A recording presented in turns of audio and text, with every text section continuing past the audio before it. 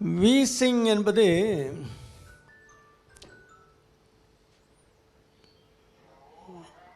அது bronchial asthma அப்படிங்கிறது வந்து ஒரு அலர்ஜிக் ஃபேக்டர்னால் வர்றது. அலர்ஜிங்கிறது இந்த அலர்ஜிங்கன்னா ஹிஸ்டமின்ங்கிற ஒரு சப்ஸ்டன்ஸ் ரிலீஸ் ஆகணும். அலர்ஜி வரும்போது நமக்கு அலர்ஜியை உண்டு பண்ணுறதுக்கு ஹிஸ்டமின் இருக்கிறது மாஸ் செல்ஸுங்கிற செல்ஸில் இருக்கும். அது ரெஸ்பிரேட்டரி ட்ராக்ட் இருக்கு இல்லையா, நம்ம மூச்சு குழாயிலிருந்து கீழே நுரையீரலில் உள்ளே போனிச்சுன்னா அந்த பிராங்கஸு பிராங்கியோல்ஸு பிரிஞ்சு போய் கடைசியில் ஆல்வியோலசனி கடைசியில் அந்த ஏர் பேக்ஸ் வரும். இந்த லைனில் எல்லாமே மாஸ் செல்ஸ் இருக்கும். ஹிஸ்டமின் ரிலீஸ் பண்ணக்கூடிய மாஸ் செல்ஸ் இருக்கும். இந்த ஹிஸ்டமின் வந்து ஸ்டெபிளைஸ்டாக இருக்கும்போது ஒன்றுமே பிரச்சனை இல்லை. ஹிஸ்டமின் ரிலீஸ் ஆச்சுன்னா உடனே செக்ரீஷன் வந்துடும். செக்ரீஷன்னா சளி சுரக்கிறது, நீர் சுரக்கிறது. அந்த அந்த ட்ராக்டுக்கு உள்ளே வந்து நீர் சுரந்து உள்ளே போச்சுன்னா என்ன ஆகும்? மூச்சு குழாய்க்குள்ளே காற்று தான் இருக்கணும். அங்கே நீர் சுரந்து என்ன ஆகும்? மூச்சு முட்ட ஆரம்பிச்சிடும். அங்கே காற்று எக்ஸ்சேஞ்ச் ஆக முடியாது. அப்போது அந்த மாஸ் செல்ஸ் அந்த ஹிஸ்டமின் ரிலீஸ் பண்ணும்போது மாஸ் செல் வீங்கிடும். அப்போ இன்னர் லைனிங் ஒரு பைப் இருக்குது, அதில் உள்ள லைனிங் சின்னதாக இருந்தால் பரவாயில்ல, அது உள்ளுக்குள்ளே கேலிபர் வந்து வீங்கிடும். அந்த செல்ஸ் எல்லாமே தடிமன் ஆனதும் அப்போ அந்த ஏர் என்ட்ரி தடைப்படுறதுனால வீசிங் வந்துடுது. மூச்சு விட கஷ்டப்படுறாங்க. அது ஏர் என்ட்ரி உள்ளே போகணும், ஆக்சிஜனை கொடுத்துட்டு கார்பன் டை ஆக்சைடை எடுத்துகிட்டு வெளியில் வரணும்ல, அந்த எக்ஸ்சேஞ்சு நடக்காது. ஏன்னா அங்கே நீர் இருக்குது. அந்த ஹிஸ்டமின்னால் உள்ளுக்குள்ளே செக்ரீஷனுங்கிறது சுரந்து வர்றது, நீர் சுரந்து உள்ள லாக் ஆகிரும். பிளாக் ஆகி ஆல்வியோலஸ் எல்லாம் அடைக்கிறதுனால உங்களுக்கு மூச்சு முட்டு வந்துடுது. இது ஒரு சில இண்டிவிஜுவல்ஸுக்கு மோர் ப்ரோன். இவங்கெல்லாம் சிலர் வந்து இந்த மாதிரி அலர்ஜிக் டஸ்ட்டு, ஒரு டஸ்ட்டு ஹவுஸ் டஸ்ட்டாக இருக்கலாம், அல்லது தெருவில் உள்ள டஸ்ட்டாக இருக்கலாம், ஒட்டடையாக இருக்கலாம். சிலர் ஒட்டடை அடித்த உடனே பயங்கர வீசிங் வந்துடும், ஹாஸ்பிட்டலுக்கு ஓட வேண்டியிருக்கும். சிலர் ஃபியூம்ஸ், நம்ம பாத்ரூம் கழுவுற அந்த ஃபினாயில் அந்த மாதிரி எல்லாம் ப்ளீச்சிங் பவுடர்லாம் போட்டு தேய்ச்சாங்கன்னா அந்த ஃபியூம்ஸ் வந்து பயங்கர வீசிங் வந்துடும். அது இந்த ஹிஸ்டமின் ரிலீஸ் பண்ணுறதை அக்ரவேட் பண்ணும். சிலது டஸ்ட்டு, மிஸ்ட்டு, இந்த பனி காற்று பட்டதும். சிலருக்கு பனி காற்று நல்லாயிருக்கும், வெயில் அடித்தா பிடிக்காது. அந்த மாதிரி அலர்ஜி ஒன்றுக்கும் அலர்ஜி இருக்குது. அதுக்கு அந்த இண்டிவிஜுவல்ஸ் ஒவ்வொருத்தரும் ஒவ்வொரு மாதிரி. அது ஒரு சர்டன் ப்ரப்போர்ஷன், ஒரு 10% 15% மக்களுக்கு இந்த அலர்ஜி ஃபேக்டர் அதிகமாக இருக்கவங்களுக்கு மூச்சு திணறல் வரும். அப்போ இதை என்ன பண்ணணும்? மாஸ் செல்லை ஸ்டெபிலைஸ் பண்ணலாம். அதுக்கு மருந்து இருக்குது. மாஸ் செல்லுங்கிறது அந்த ஹிஸ்டமின் ரிலீஸ் பண்ணக்கூடிய செல்லை ஸ்டெபிலைஸ் பண்ணி வச்சுக்கலாம். அது டிஸ்இன்டிகிரேட் ஆகி உடஞ்சினா தான் ஹிஸ்டமின் ரிலீஸ் ஆகும், செக்ரீஷன் வரும். அதை ஸ்டெபிலைஸ் பண்ணுற மாத்திரைகள் வந்து லைஃப் லாங்காக டெய்லி ஒரு மாத்திரை போட வேண்டியிருக்கும். சின்ன குழந்தைகளுக்கு இருந்தாலும் சரி, பெரியவங்க அதுக்கு தகுந்த மாதிரி டோஸ் போடணும், பெரியவங்களுக்கு அதுக்கு தகுந்த மாதிரி டோஸ் போடணும். இது போட்டாலுமே அந்த ஃபேக்டர்ஸை அக்ரவேட் ஆகும்போது, அதிகமான எக்ஸ்போஷர் வரும்போது, இல்லை சளி பிடிக்கும்போது அதில் உள்ள ஸ்ட்ரெப்டோகாக்கஸ், ஸ்டெஃபலோகாக்கஸ் அந்த கிருமிகள் இருக்கு இல்லையா, அதனுடைய கழிவுப் பொருட்களுக்கே அலர்ஜி வரும். ஒரு இன்ஃபெக்ஷன் வந்தால் திரும்பவும் அலர்ஜி வரும். அதனால் அந்த இன்ஃபெக்ஷனை கண்ட்ரோல் பண்ணணும். உள்ள கன்ஜஷன் வருதில்ல, உள்ளுக்குள்ளே வந்து அந்த நீர் கோகத்துக்கனால மூச்சு கூட திணறாங்க. அப்போது அந்த பிராங்கஸை டைலேட் பண்ணுறதுக்கு மாத்திரைகள் இருக்குது. அந்த மூச்சுக்குழாயை விரிவடைய செய்கிறதுக்கு மாத்திரை இருக்குது. உள்ள செக்ரீஷனை குறைக்கிறதுக்கும் மாத்திரை இருக்குது. இந்த மருந்துகள்லாம் எடுக்கணும். இது வந்து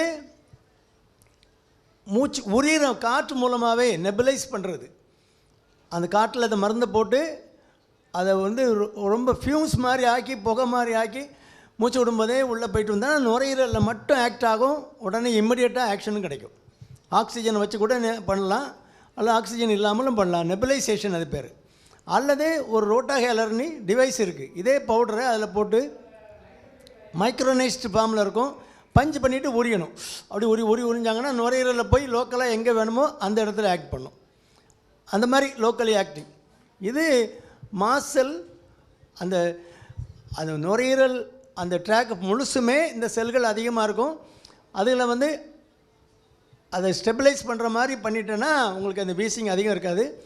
பிராங்கியல் ஆஸ்மாங்கிறது is a chronic perennial disease. அதை வந்து கம்ப்ளீட்டாக மாற்ற முடியாது. ஆனால் நீங்கள் வந்து ரொம்ப தொந்தரவு இல்லாமல் வாழ முடியும். அதை அந்த சிம்டமேட்டிக்காக உங்களுக்கு ஒரு ஃப்ரீக்வெண்ட்டாக அடிக்கடி அட்டாக் வர்றதை நிறுத்த முடியும் தொடர்ந்து மாத்திரை சாப்பிடும்போது.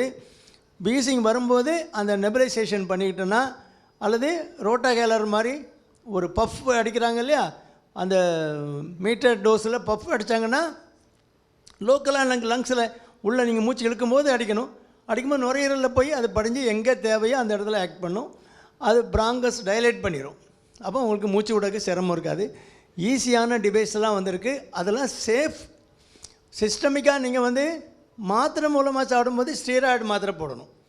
அது வந்து 5 மில்லிகிராம் 10 மில்லிகிராமில் போட்டால் உங்களுக்கு சைடு எஃபெக்ட் அதிகம் வரும். இது மைக்ரோகிராமில் தான் இருக்கும். அதை விட 100 மடங்கு குறைஞ்ச டோஸில் தான் இந்த பவுடர் ஃபார்மில் வர்றது அல்லது நெபுலைஸ் பண்ணுறது இருக்கும். அதனால் அது சேஃப் அண்ட் எஃபெக்டிவ். அந்த மருந்துகள்லாம் எடுத்துக்கலாம். டாக்டருடைய அறிவுரைப்படி அந்த மருந்து எடுத்துக்கலாம். அது ஸ்டெபிலைஸாக வச்சுக்கிட்டோன்னா லைஃப் லாங்காக சில ஒரு மாத்திரை போட வேண்டியிருக்கும். அதுவும் போட்டுக்கிட்டால் அடிக்கடி வர்ற அட்டாக்கை ப்ரிவென்ட் பண்ணிக்கலாம். ஒரு ஹெல்த்தி லைஃபு நீங்கள் சும்மா கைக்குள்ளே பாக்கெட்டில் வச்சுக்கலாம். நீங்கள் ஒரு இடத்துக்கு போகிறீங்க, டஸ்ட்டு உங்களுக்கு அலர்ஜி வீசிங் பிடிக்கலன்னா அப்படி வச்சுக்கிட்டு அவ்வளோதான், முடிஞ்சு போச்சு. எப்படி பாக்கெட்டில் திரும்ப வச்சுக்கலாம். சிம்டம் ரிலீவ் ஆகிரும். இதுக்கு போட்டுக்கிட்டு நான் போட மாட்டேன், எனக்கு மருந்து மாத்திரைலாம் எடுக்க மாட்டேன், அது சரியில்லை அப்படின்னா உங்கள் லங்கு டேமேஜ் ஆகும். கஷ்டப்பட்டு மூச்சு விடுவீங்க. உள்ள ஆல்வியோலஸ்லாம் அந்த ஏர் பேக்லாம் டேமேஜ் ஆகும். அதனால் நல்ல அட்வான்ஸ்மெண்ட் வர வர நம்ம அதை உபயோகப்படுத்திக்க வேண்டியதான். பொதுவாக அந்த டஸ்ட் அலர்ஜினா ஒரு அந்த மாதிரி சிச்சுவேஷன், அந்த மாதிரி ஒரு அட்மாஸ்பியர் போகும்போது தவிர்க்கணும்.